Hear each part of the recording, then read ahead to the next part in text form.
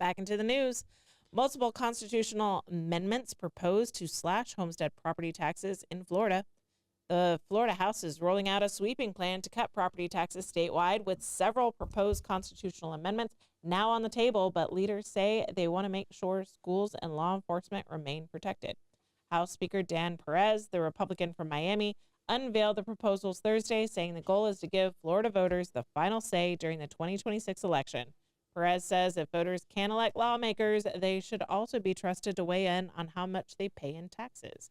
Governor Ron DeSantis has already made slashing homestead property taxes one of his top priorities. Among the proposals filed, Representative Kevin Steele of Dade City wants to eliminate non-school homestead property taxes entirely. Representative Monique Miller of Palm Bay proposes phasing out non-school homestead property taxes over 10 years while increasing the homestead exemption by $100,000 each year.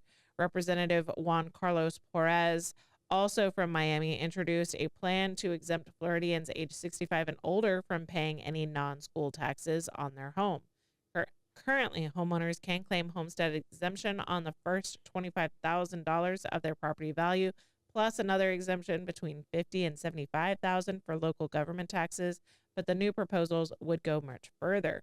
Additional ideas include a new 25% non-school homestead exemption for the first-time home buyer, an extra $100,000 exemption for property owners who carry home insurance, expanded portability under the Save Our Homes law, allowing homeowners to transfer the full value of their property tax savings when they move.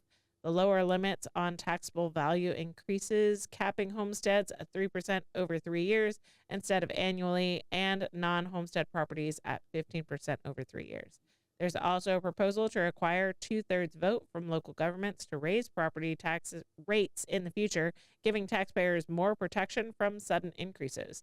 Governor DeSantis said this week that most property tax revenue doesn't come from Floridians' primary homes, but from second homes, rentals, and commercial properties, and questioned why government spending shouldn't simply be reduced instead. The House's proposals come after months of hearings on property tax reform, while the Senate has yet to form a dedicated committee, though Majority Leader Jim Boyd says he's open to the idea of making Florida's property tax system more fair and affordable. All of these proposals would need to be approved by voters in 2026 since they involve changes to the state's constitution. Lawmakers will begin debating them when the legislative session opens in January. Property taxes. Yeah. So, I mean, I'm a little nervous about touching this. Florida's doing very well, and we're very healthy as an organization. Mm-hmm. You know, I think this is a very slippery slope. Granted, I'd love to save money. Yeah. But I like my quality of life. Mm-hmm. And if you disrupt it too much, then, you know, there are certain things that go away. Mm-hmm.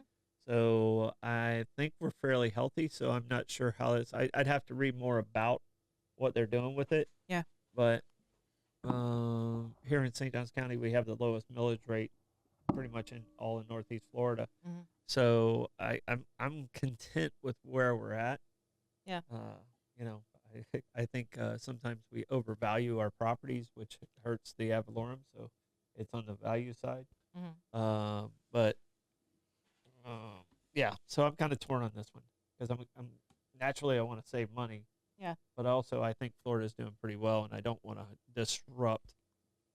When a business is doing well, you shouldn't. You don't want to rock the boat? You shouldn't make major changes. And if I look at Florida as a business, we're doing very well. Okay. So, I mean, I'm kind of, I have the new Coke scenario in my head. You know, don't introduce this new Coke right now. We're doing very well. Right So that's kind of where I'm at. So. Okay. I hate taxes. Mm-hmm. So. Yes.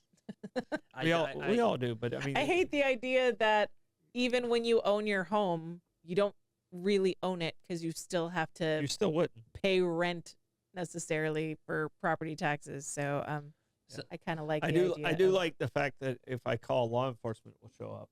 I do like that too. Yeah. And I do like the fact that the roads I ride on are not South Carolina. Depends on which road you're going down. Yeah. So. Yeah, it depends on which road you're going down for sure. in comparison to anything in South Carolina, we're doing okay. Okay. Okay. The worst road here is the best road in South Carolina. Okay. No. Okay. So hypothetical then. So our I-95 Statewide 16 intersection is a mess, but smooth. Would you rather have that intersection or a basic intersection with bumpy roads?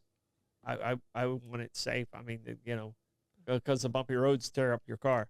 The curvy roads, they only tear up your car if you miss the turn. But the thing that makes me nervous about this, if we cut here, lawmakers always make up for it someplace else. Yeah. And if we cut here, I see this affecting sales tax, and sales tax go up.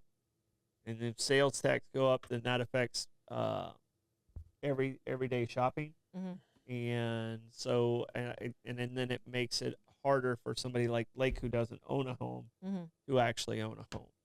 Yeah. So, like I said, it's not broke. Let's not try and fix things that aren't broke. And what's like proposals about like if this goes through, then you think you might see like tourist tourist bed tax go up as well to make up for that, or like it's going to come from somewhere.